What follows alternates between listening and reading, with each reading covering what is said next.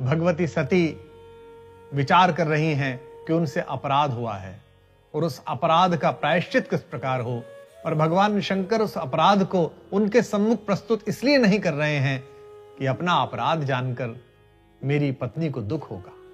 गोस्वामी जी कहते हैं, नित नव सोचु सती उर भारा, कब जय हूँ दुख सागर पारा। मैं जो कीन रघुपति अपमाना, पुनि पति बचनु मृषा करि जाना। सती जी के हृदय में चिंता का भार नित्य बढ़ता जा रहा है।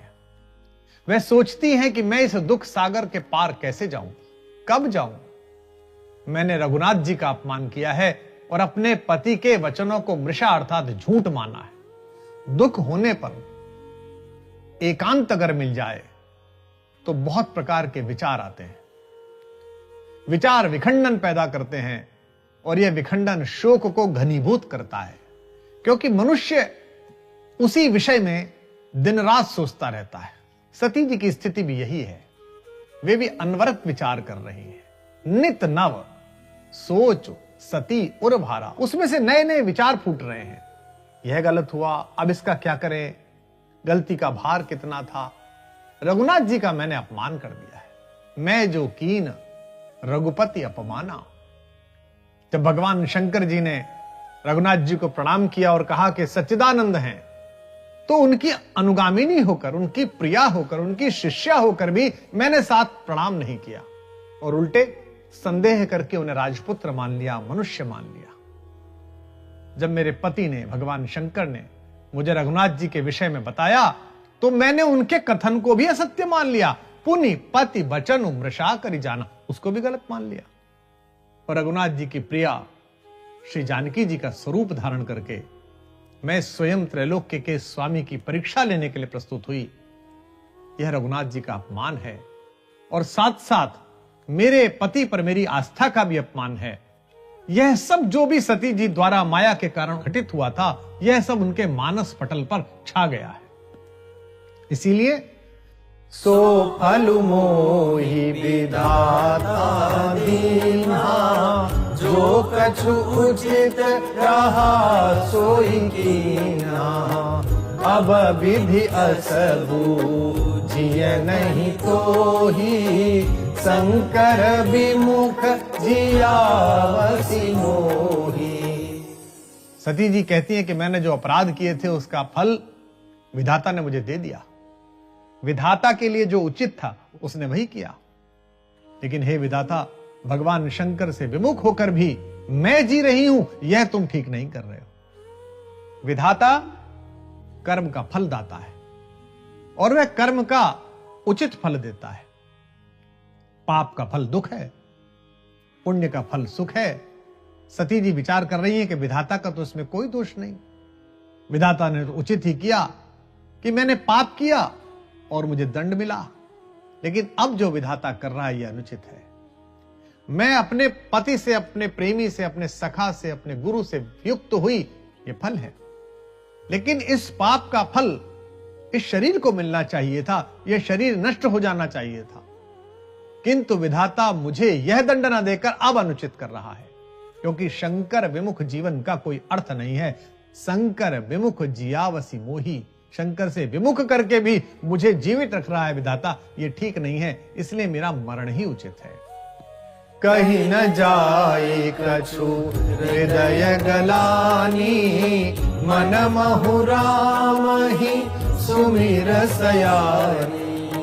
जो प्रभु दीन दयालु कहावा, आरती हरन वेद जसु गावा। सती जी कहती हैं कि मेरे हृदय की ग्लानि कही नहीं जा सकती। अतः वे अपने मन में श्री राम जी का स्मरण करने लगी। हे प्रभु, आप तो दीन दयाल कहलाते हैं, आप दीनों का दुख हरने के लिए विख्यात हैं और वेद आपका यही यशगान करते हैं। सती जी के हृदय में अपने जीवित रहने की ग्लानि है। जीवन का हेतु समाप्त हो जाए तो जीवन के प्रति प्रचंड अरुचि पैदा होती है। इसीलिए वह बारंबार अपनी मृत्यु की बात कर रही है और अपने मरण के लिए भगवान से प्रार्थना कर रही है। वे विचार कर रही हैं, जिसका मैंने अपमान किया, जब तक मैं उनकी शरण में नहीं जाऊंगी तब तक मेरा क्लेश यथावत बना रहेगा। ऐसी बुद्धि हो जाने पर गोस्वामी जी ने सती जी को सयानी कहकर संबोधित किया है। गोस्वामी जी शब्द प्रयोग में, संबोधन में ऋषि कवि है, महर्षि कवि है, कवि कुल चूड़ामणि है। वे शब्द प्रयोग करेंगे तो उसकी ध्वनि उस कथा को उस समय आपके सम्मुख उपस्थित कर देगी। वे शब्दों से कथा नहीं कहते, उनके शब्द कथा कहते हैं। मन महु रामय सुमरि सियानी। अब वो सयानी हो गई हैं। सयाने लोग ही अपने रोग का निदान जानते हैं, अपने रोग के विषय में जानते हैं, अपनी व्याधि के विषय में जानते हैं। ऐसे ही सती जी ने जान लिया कि रघुनाथ जी के अपमान का यह फल है कि मुझे दुख प्राप्त हुआ है और अब उनकी शरण में जाने से ही सुख प्राप्त होगा। सती जी कहती हैं, जो प्रभु दीन दयालु कहावा। आप तो दीन दयाल कहलाते हैं रघुनाथ जी, आप दीनों पर दया करते हैं, उनका दुख हरते हैं। और मैं नहीं कह रही, ऐसा वेद कहते हैं। और मैं दीन हूं, मैं दुखी हूं, आपको पता है, आप तो सब जानते, सर्वज्ञ है, तो मेरा दुख दूर कीजिए, अन्यथा आपका यशगान जो वेद करते हैं वो असत्य हो जाएगा। भगवान से विमुख कराकर आप मुझे अब तक जीवित रख रहे हैं, यह ठीक बात नहीं है। आप तो दीन दयाल हैं। सती जी इसलिए उनकी शरण में गई हैं, उनसे प्रार्थना कर रही हैं। और आगे क्या कहती हैं विनय में? तो मैं विनय करऊं कर जोरी, छूटऊ बेगी देह यह मोरी। जो मोरे शिव चरण स्नेहु, मन क्रम बचन सत्य व्रतु एहु। मैं हाथ जोड़कर आपसे विनती करती हूं कि यदि शंकर जी के चरणों में मेरा स्नेह है और मन, कर्म और वचन से मेरा पातिव्रत्य सत्य है, तो मेरी यह देह शीघ्र ही मुझसे छूट जाए। सती जी जानती हैं कि माया से यह शरीर प्रभावित हुआ है और इस शरीर के कारण अपराध हुआ है, अपराध के कारण ग्लानि हुई है और ग्लानि के कारण पश्चाताप होगा और उस पश्चाताप से मुक्ति तभी मिलेगी, उस दुख से मुक्ति तभी मिलेगी जब यह शरीर छूट जाए। इसलिए शरीर छूटने की प्रार्थना कर रही है। और कैसे कर रही है? हाथ जोड़कर। हाथ जोड़ना परम दीनता है। हाथ जोड़ना देवताओं को शीघ्र प्रसन्न करने की परम मुद्रा है। किसी के सम्मुख भी अगर आप हाथ जोड़ देते हैं और शरणागत हो जाते हैं तो सामने वाला आप पर कृपा करता है। भगवती का भाव भी यही है कि यदि आप दीनदयाल नहीं होते तो मैं आपसे विनय भी नहीं करती। मैं तो इसीलिए विनय कर रही हूं क्योंकि आप दीन दयाल हैं। और विनय भी कितनी कर रही हूं कि मेरा शरीर छूट जाए।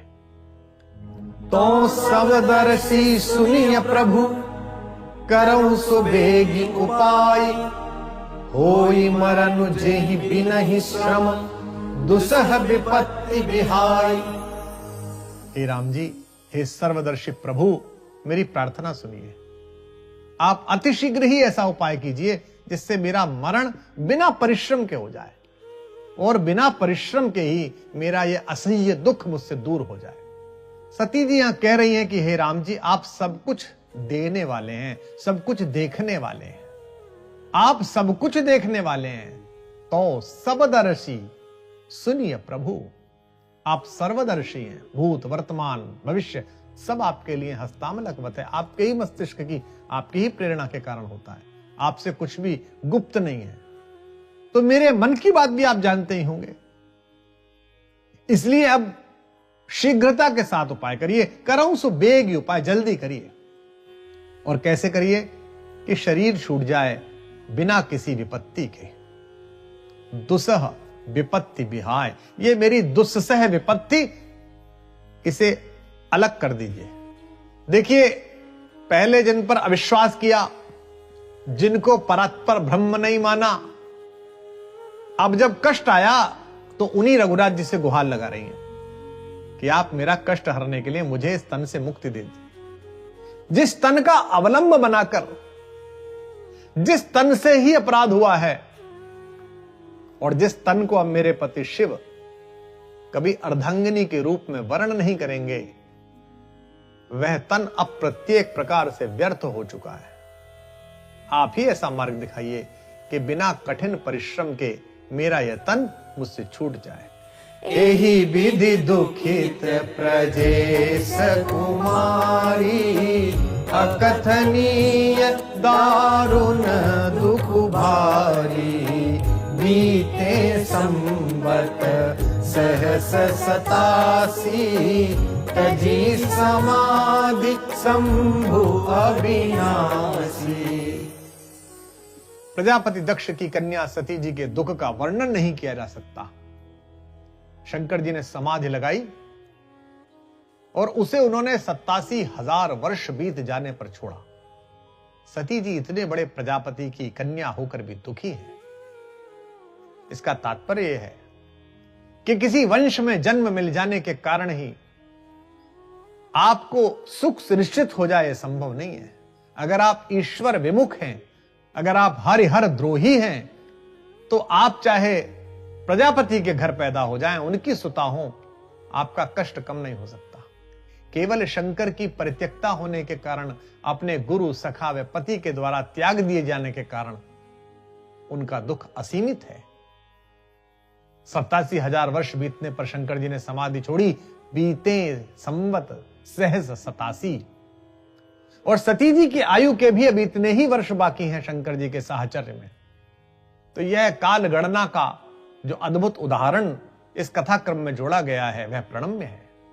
ये सभी वर्ष शिवजी ने समाधि में व्यतीत किए, जिससे सती जी के शरीर से प्रेम उत्पन्न ना हो, किसी प्रकार का वार्तालाप ना हो। आधा समय जब कैलाश पर्वत लौटे तो मार्ग का इतिहास वर्णन और कथा सुनाने में व्यतीत किए, और शेष समय समाधि में व्यतीत किए। गोस्वामी जी ने शंभु को अविनाशी कहा यहां, और यह कहकर बता दिया कि भगवान का नाश नहीं होता। शंभु अविनाशी, और सती जी का शरीर वो नाशवान है।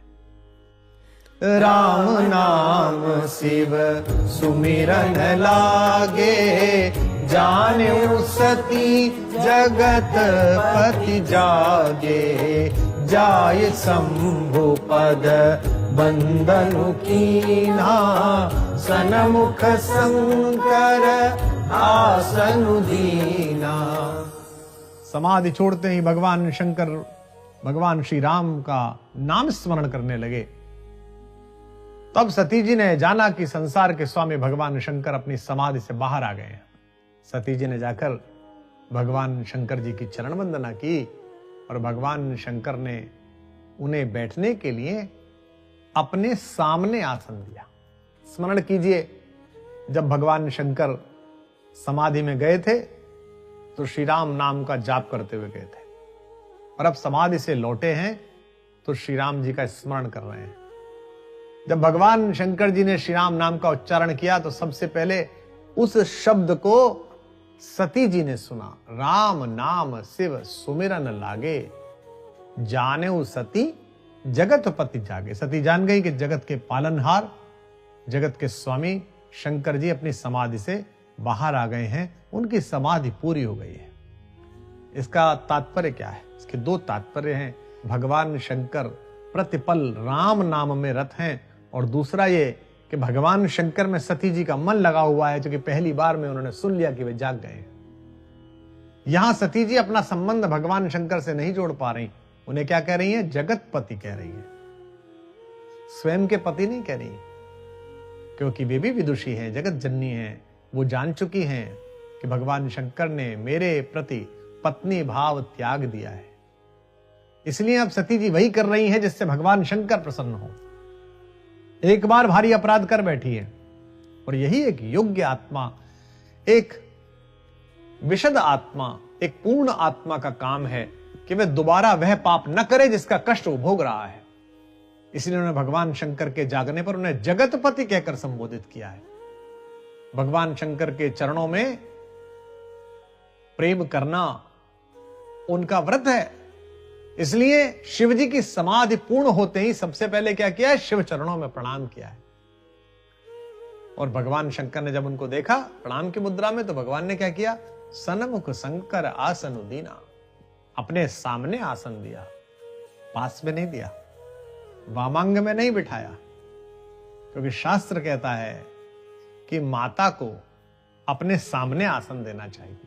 इसलिए सामने आसन देने के भाव से सती जी के शरीर में जो पत्नी भाव है उसका त्याग हो गया और मातृभाव भगवान शंकर ने ग्रहण किया। यहां इस उल्लेख की पुष्टि के लिए राधेश्याम रामायणी जी, जो राम कथा के बड़े सरस उद्घाटक रहे हैं और जिनकी राम कथा जन जन में विशेष रूप से रामलीला मंचन के समय प्रयुक्त होती है, दास को भी यह अवसर प्राप्त होता है कि उनके श्री शब्दों से स्वयं को तृप्त करे। उन्होंने भी उल्लेख किया है, त्यागी थी सती शंभु ने जब, तो कब वामंग बिठाया था, सन्मुख में आसन दे उनको माता का भाव जगाया था। 87,000 वर्ष व्यतीत होने पर भी उन्होंने सती जी में पत्नी भाव नहीं रखा। यह भगवान शंकर की सावधानी है, दृढ़ता है, उनके अंतस का सत्यम शिवम सुंदरम भाव है। और इसके बाद क्या किया भगवान ने? लगे कहन हरि कथा रसाला, दक्ष प्रजेश भये ते ही काला, देखा विधि विचारी सब लायक, दक्ष ही कीन प्रजापति नायक। भगवान शंकर सती जी के समक्ष श्री राघवेंद्र राम जी की रसमय कथा कहने लगे। उसी समय ब्रह्मा जी ने विचार करके सब प्रकार से योग्य जानकर सती जी के पिता दक्ष को प्रजापतियों का नायक बना दिया। भगवान शंकर जब ध्यान करने बैठे थे तब श्री राम नाम का स्मरण करते पाए गए थे, और अब ध्यान छूटने पर श्री राम नाम का स्मरण करने लगे। और जब श्रोता मिला, पहला श्रोता मिला, तो श्री राम जी की कथा कहने लगे। लगे कहन हरि कथा रसाला। यहां यह संकेत है कि भगवान शंकर का पूरा समय श्री राम जी के भजन में, उनकी चर्चा में, उनके नाम स्मरण में, उनके कथा प्रसंगों को सुनने कहने में ही व्यतीत होता है। एक क्षण भी वो व्यर्थ नहीं करते। भगवान शंकर ने जब से सती जी के त्याग का संकल्प किया, तब से अब तक उन्होंने सती तन में प्रेम होने का अवकाश ही नहीं आने दिया। पहले तो नाना प्रकार के इतिहास प्रसंग सुनाए, मार्ग में आपको स्मरण है, पूरा मार्ग काट दिया। फिर 87,000 वर्षों की समाधि में चले गए, अखंड अपार समाधि जो सती जी की शेष आयु थी उसमें चले गए। और अब जब समाधि छोड़ी तो राम नाम स्मरण करने लगे, और जब सती जी समीप आई तो श्री राम जी की कथा सुनाने लगे। किस लिए? जिससे सती जी का दुख दूर हो। गोस्वामी जी लिखते हैं कि जिस समय यह प्रसंग चल रहा था, वे कथा सुना रहे थे, उसी समय ब्रह्मा जी ने दक्ष को प्रजापति बनाया। दक्ष प्रजेश भये तेहि काला। उसी समय कथाएं चलती है ना, कि इधर चल रही है फिर दूसरी कथा चल रही है। फिल्में आप देखते हैं, इधर एक कहानी चलती है, दूसरी कहानी साथ साथ चलती है। ये दो कथाएं साथ साथ चल रही। दक्ष प्रजापति कैसे हुए? पद्म पुराण में इसका उल्लेख आता है। सृष्टि रचना के क्रम में ब्रह्मा जी ने पहले मन के संकल्प से चराचर प्राणियों की सृष्टि की, लेकिन इससे उनकी प्रजा की संख्या अधिक नहीं बढ़ सके, तो उन्होंने अपने ही समान 9 मानस पुत्र सृजित किए। वे भी 9 ब्रह्मा माने गए। कौन से? भृगु, पुलह, कृतु, अंगीरा, मरीचि, दक्ष, अत्रि, पुलस्थ और वशिष्ठ। इनमें से अधिकांश को आप जानते हैं, कुछ आगे आपको इसमें मिलेंगे जब कथा आगे बढ़ेगी। ब्रह्मा ने स्वयं से ही उत्पन्न अपने स्वरूप स्वयंभू को प्रजा पालन के लिए पहला मनु बनाया। मनु महाराज ने अपनी कन्या प्रसूति का विवाह, जो हमारे यहां कहते थे ना प्रसूति, उसका नाम ही प्रसूति था, प्रसूति का विवाह दक्ष के साथ किया। पद्म पुराण के अनुसार प्रसूति के गर्भ से अति सुंदर सर्वकला संपन्न 24 पुत्रियां पैदा हुई। जिन लोगों को भी 2 पुत्रियां पैदा होने, 3 पुत्रियां पैदा होने पर क्लेश होता हो, उन जड़ मूर्खों के लिए इस कथा में संकेत है कि प्रकृति के प्रारंभ में इस प्रकृति को विश्वंभरा बनाने के लिए भगवान स्वयं कन्याओं की योजना बना रहे हैं। उनमें से प्रथम 13 कन्याओं का विवाह उन्होंने धर्म के साथ किया, धर्म के अनेक स्वरूपों के साथ किया। एक कन्या भगवान शंकर को विवाहित हुई, जिनके विषय में हम चर्चा कर रहे हैं, जो सती हैं। एक पितृ देवताओं को, और अन्य 8 का विवाह 8 मानस पुत्रों से कर दिया। इससे प्रजा की वृद्धि का जैसा कार्य दक्ष के माध्यम से हुआ, ऐसा किसी से नहीं हुआ। दक्ष का तेज सूर्य के समान था। दक्ष के उपस्थित होने मात्र से प्रजापतियों की यह सभा जगमगा उठती थी।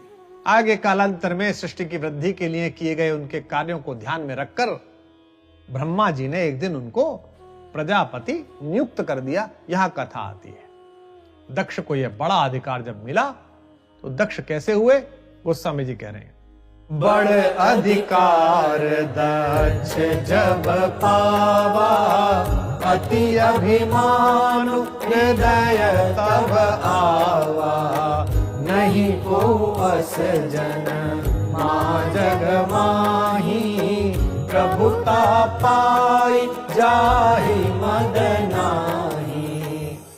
पूज्यपाद कहते हैं, जब दक्ष में ये बड़े पद की संभावना जगी, जब बड़ा पद मिला, तब उनके हृदय में बड़ा ही अभिमान आ गया। संसार में ऐसा कोई पैदा ही नहीं हुआ जिसको प्रभुता पाकर अभिमान नहीं हुआ। दक्ष पहले प्रजापति थे, अब प्रजापतियों के नायक बना दिए गए, उनकी पदोन्नति हो गई, और इस पदोन्नति में उन्हें अभिमान साथ में मिल गया। अभिमान बुद्धि को भ्रष्ट कर देता है, उनकी मति भी फिर गई। और जब मैं इतना बड़ा व्यक्ति हो गया हूं तो मेरा जामाता ये कैसा है, शिव, वो शिव से बैर मानने लगे, उनकी निंदा करने लगे। गोस्वामी जी ने यहां स्पष्ट कह दिया है कि संसार में ऐसा कोई नहीं है जिसके हृदय में कोई विकार न हो। काम, क्रोध, मद, लोभ, मोह, ये सब हृदय पर अपना अधिकार रखते ही हैं, और इन दोषों से सब लोग कहीं ना कहीं बिधे हुए हैं। हम आप सब, नहीं कोई अस जन्मा जग माही, प्रभुता पाए जाहि मद नाही। और उन्हीं अपराधों में से, उन्हीं व्याधियों में से एक प्रभुता है, पद पा जाना।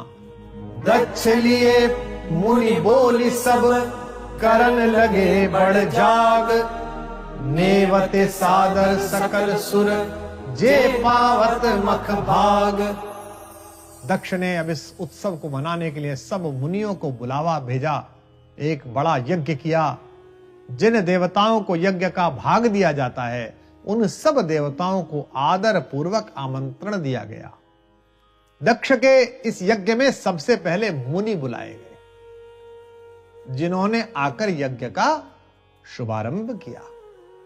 मुनियों के पश्चात देवता बुलाए गए। ऐसे ही सब नहीं आए, देवताओं को निमंत्रण दिया गया। नेवते सादर सकल सुर, आदर पूर्वक दिया गया। निमंत्रण देने का भी तरीका है, आ जाना भाई उस तारीख को, आइएगा उस तारीख को, आपको आना ही है। आदर पूर्वक बुलाया गया।